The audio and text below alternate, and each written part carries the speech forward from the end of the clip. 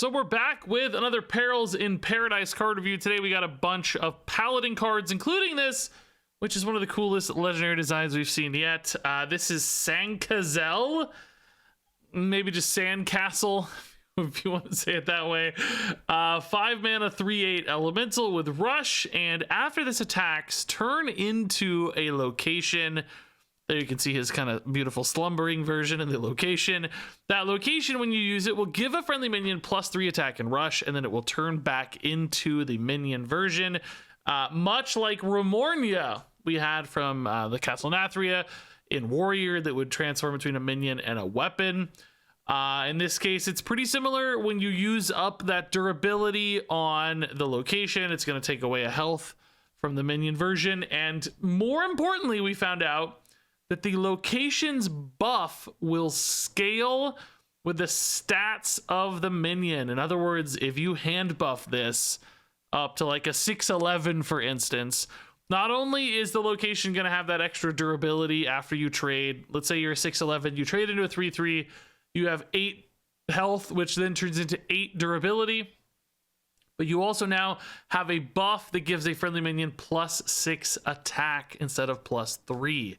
Which I think makes this absolutely crazy good in a hand buff deck, because not only do you get, yourself, sturdy little rush minion that can like help you take a trade or whatever, you're leaving behind this location that can result in a really substantial buff for perhaps a charge minion, a Leroy, a South Sea deckhand, whatever it is, giving +6, +9, even more potentially, right? You can kind of bank this buff for a future turn to hit on a charge minion or any minion that sticks or whatever to push for face. It's not just something you can use as a rush enabler, although certainly you can also use it as a rush enabler on a lifesteal minion or divine shield minion or whatever in order to take some great trades as well. So there's like that base way to read it, and then there's like the, oh my god, this can be a damage push. Like, oh god, charge cards get really scary with this. Now, beyond that, there are some other interactions with this that they talked about on Twitter when going through this card. So when you use the location, of course, you will actually be able to attack again in the same turn with the minion. So in our example, we were a 6/11, we traded into a 3/3. We use our location. If you have to have another friendly minion on board is one thing, right? So it's not like any minion, you can't use it on an opponent or whatever. So you have to have like a Silverhand Recruit or whatever there. You hit your Silverhand Recruit, give it rush. The minion's gonna resummon again. He's now going to be a 6/7 because he lost a durability / health. Maybe trade into another 3/3. That's a crazy kind of turn. Now it is confirmed too that once that happens, you won't be able to chain again. The location will then be in its closed off state like a normal location, and you'll have to wait again, that skip turn, and then it'll be open again the following turn after that.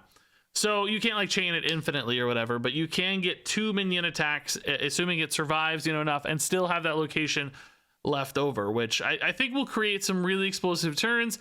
I think the location just plays so perfectly in Paladin with lifesteal stuff and divine shield stuff. It's going to let you trade up, and then eventually too, you might just leave it behind for that final hit, for that lethal push on whatever minion, whatever Wind Fury thing, whatever charge thing. It becomes absolutely crazy after you've got some buffs.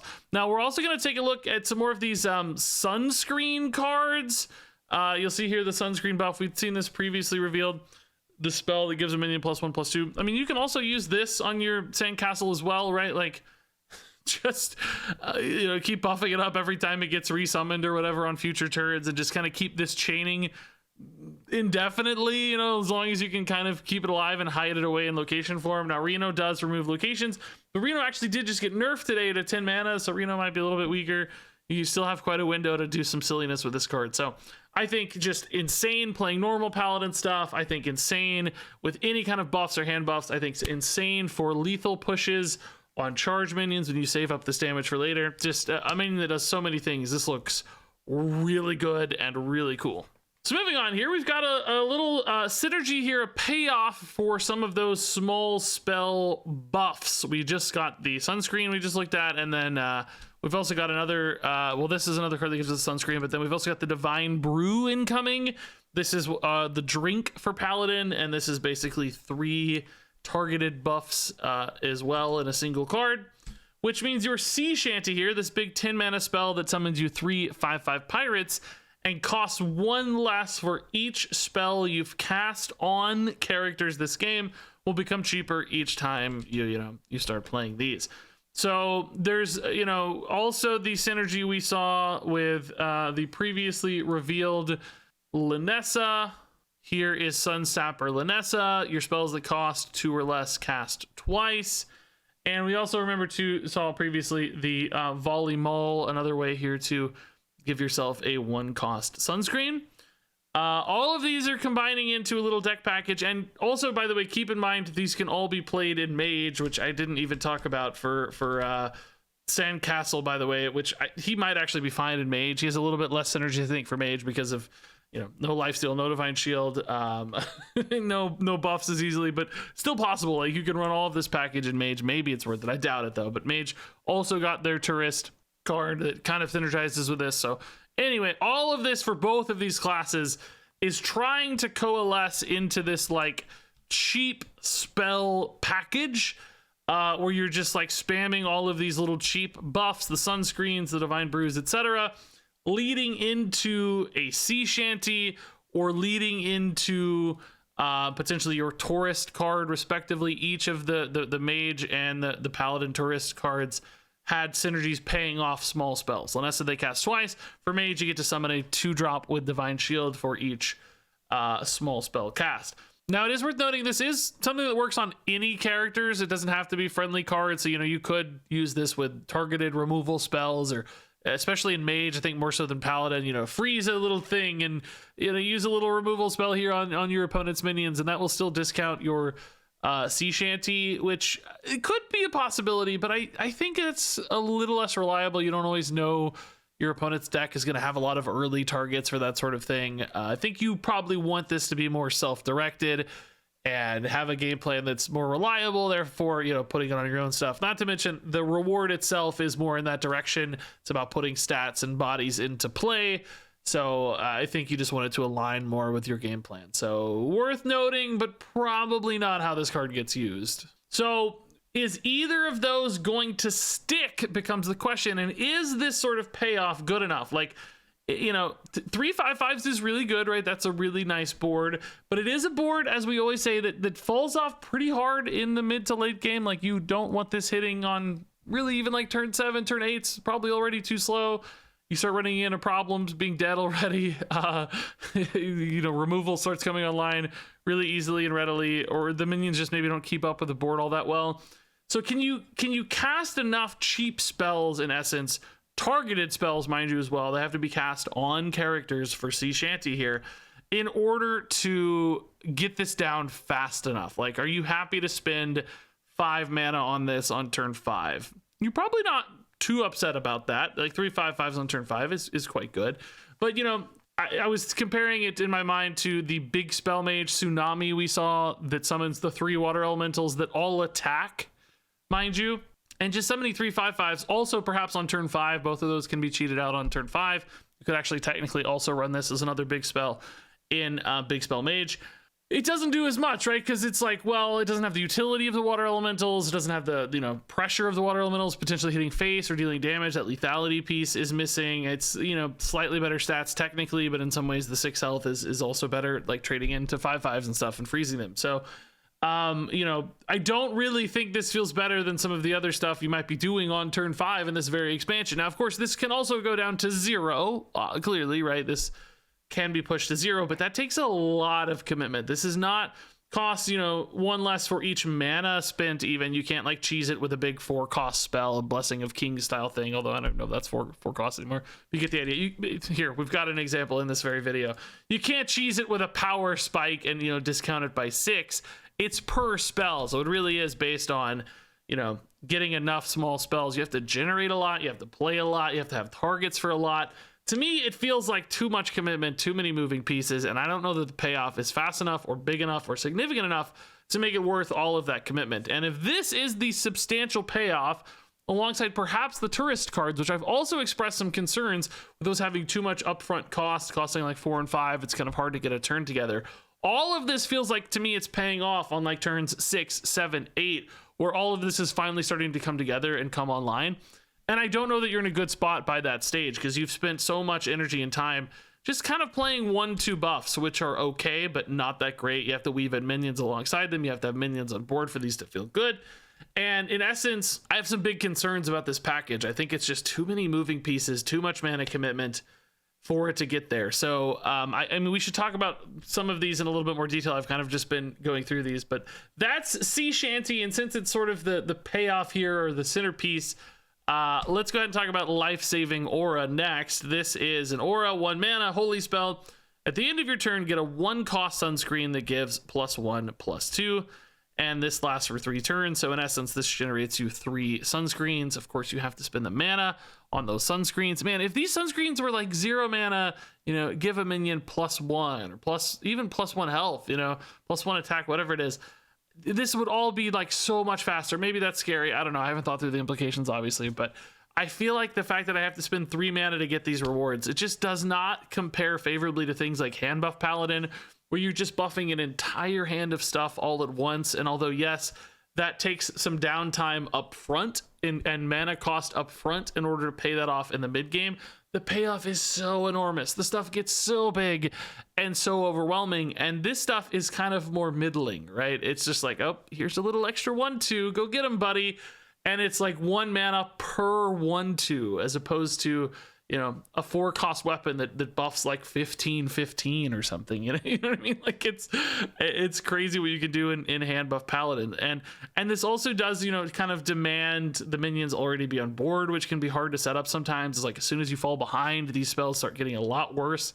You have to get out ahead, and it's hard to get out ahead sometimes if you're playing stuff like Life-Saving Aura on turn 1. Like you're giving up your key tempo turn that you want to start stabilizing minions and trading down favorably with your sunscreen. And it's like, it's gone. I've lost my turn 1. Now the opponent's ahead. I'm never going to catch up to make these sunscreens any good. So in my brain, this just isn't lining up all that well. I just think it's going to require like swings in the mid game for all of this to last. And the cards just aren't swingy enough, you know, like, yeah, you can put these on some rush minions, divine shield minions, etc. But it's just a lot of work, you know. Basically Sandcastle does the same thing but doesn't demand any setup, you know. Like this is like we talked about Rush and Divine Shield, and this is really good, but he's just there, you know. You don't have to play 75 things to make your sunscreens and all these suboptimal cards. You just slam the 5-drop, you get to do the thing, you're paid off, and you get to play cool cards in the meantime. So it's like a big commitment. It's just a lot of cards. That said, let's keep it going. So now let's take a look at Divine Brew here, the drink for Paladin, a 1 mana holy spell. Give a character Divine Shield. If it already had one, give it +1 attack this turn. So +1 attack for 1 mana definitely doesn't feel like a very good return on your investment. You know, it's kind of nice that you get to do it multiple times. Like in a pinch, sometimes, yes, just +3 damage will be lethal. You're okay to spend 3 mana on it. But most of the time, I think you're going to value this more for the Divine Shield, you know, protecting on a trade, you know, giving it to your lifesteal minion on a trade or whatever, getting some upside there. You know, obviously we know Divine Shields can be great when taking trades. Sometimes just, you know, I got a spare mana, you know, I want to just protect something, maybe even just put it on a taunt or whatever, just increase the survivability, just flex in on mana because I got more of these coming down the line. And then of course, you know, potentially discounting your Sea Shanty or synergizing with your legendary card. I think the +1 attack is really there almost exclusively for Lanessa, so that when this does go off twice, it doesn't feel like the second one is wasted, because Lanessa makes your low cost spells cast twice.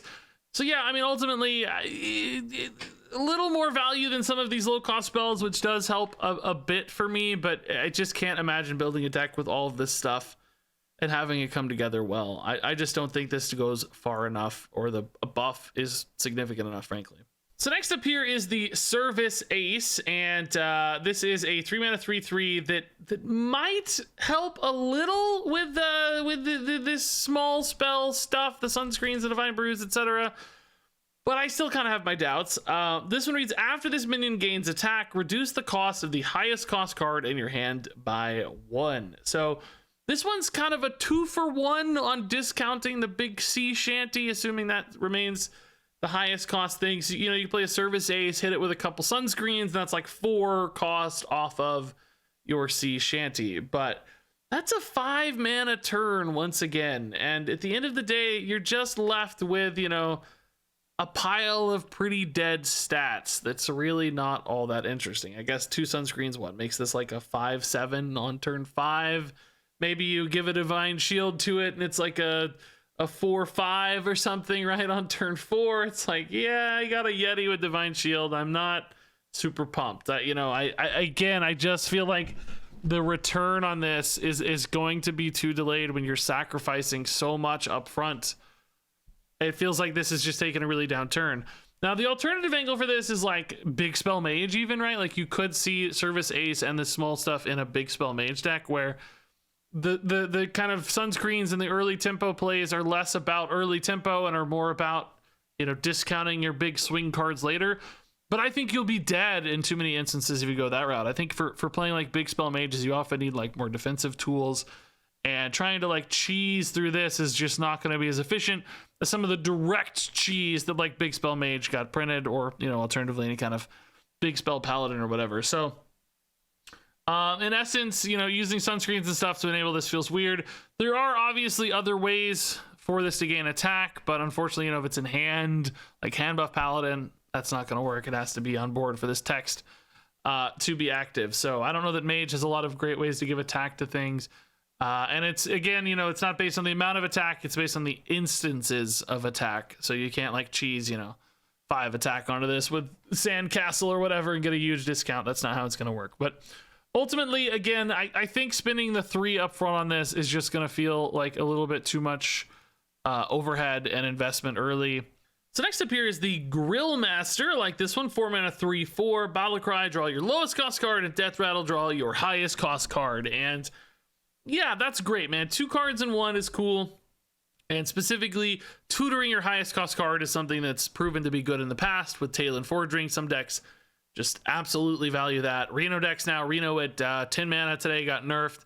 So like this is probably just going to be a draw your Reno card in a lot of Paladin Reno builds, or Mage Reno builds, frankly, as well. This is a card that does have, I think, a little bit more utility potentially in Mage, especially like big spell Mage too. Like you might just be looking to get those big spells in hand sometimes, and the Grill Master could do that. And the little bonus of drawing your lowest cost card, that's going to be totally fine. It's going to feel like a freebie sometimes. You might even cook something cool together with a low cost card that creates a little opportunity. So all in all, just good return on investment here, good little tutors, and that's going to make this card feel pretty great.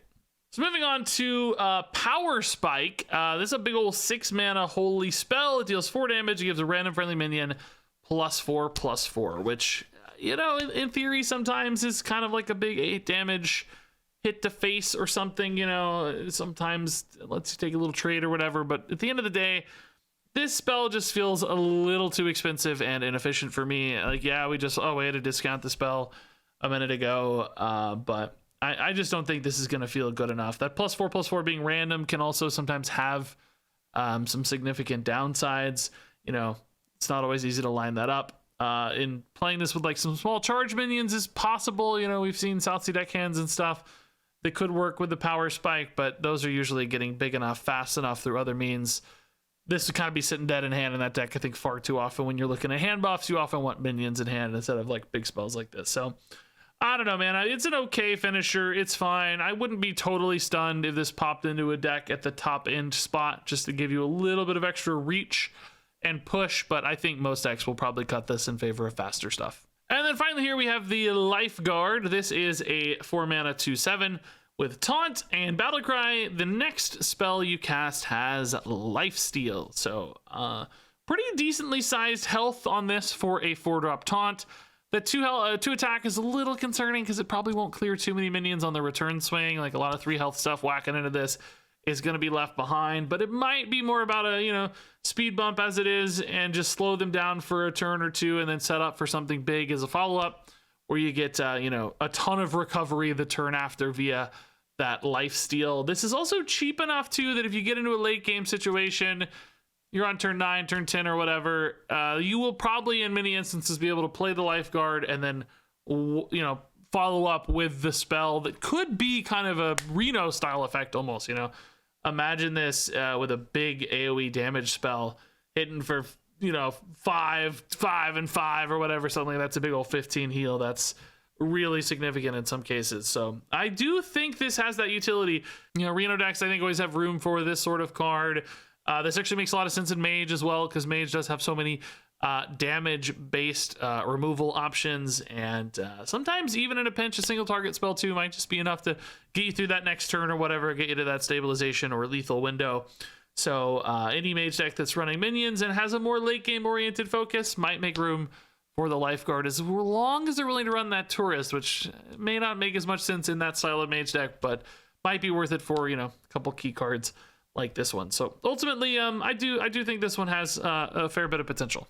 So all that said, let's do our star ratings. Sandcastle is a 5-star card. Sea Shanty is a 2-star card. Life-Saving Aura is a 2-star card. Divine Brew is a 2-star card. Grillmaster is a 4-star card. Service Ace is a 2-star card. Power Spike is a 2-star card. Lifeguard is a 4-star card. Yeah, there you go. That was a real extremes for me. I liked a few of these cards a lot. I think they make a ton of sense with current decks, future decks. I'm just not sold on that sunscreen package, but maybe I'm alone. I don't know. Maybe you guys love it. It's also just not a style of deck that looks super fun to me either. So maybe I'm letting my personal preferences cloud my judgment here a little bit. But I think this one looks super good, super flexible. So many different decks will be able to utilize this well, I think. So really excited to try out Sandcastle. Even if I'm not in love with some of the other stuff Paladin is doing this set. That said, share your thoughts down in the comments below. Thanks much as always for watching, and until next time, game on.